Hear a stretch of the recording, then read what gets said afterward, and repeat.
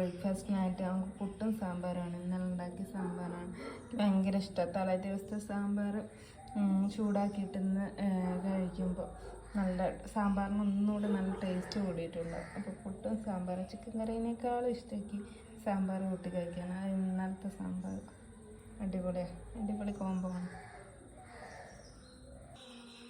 കഴിക്കാനായിട്ട് ഇതേ ചോറ്, സാമ്പാർ, മുട്ട പൊരിച്ചത്, അയില വറുത്തതുണ്ട്, പിന്നെന്താ കൊത്തമരേൻ്റെ ഉപ്പേരി. ഇത്രയാണ് ഉച്ചയ്ക്കുള്ളത് കഴിക്കാനായിട്ട്.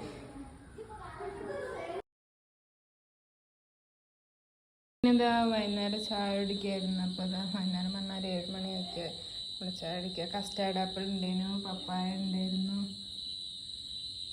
ഇതൊക്കെ എടുത്ത് കഴിക്കാൻ വേണ്ടിയിട്ട് ഇതേ കഴിക്കാനായിട്ട് അച്ഛൻ പണി കഴിഞ്ഞ് വരുമ്പോൾ നമുക്ക് ബിരിയാണി വാങ്ങിച്ചിട്ടുണ്ട്. അപ്പോൾ ഞാൻ കഴിക്കാൻ വേണ്ടി ബിരിയാണി എടുത്തു. പിന്നെ കുറച്ച് അച്ചാറും സാലഡും കൂടെ എടുത്തു. ഇത്രയാണ് അപ്പം ഇന്ന് കഴിക്കാനായിട്ട് ഡിന്നർ.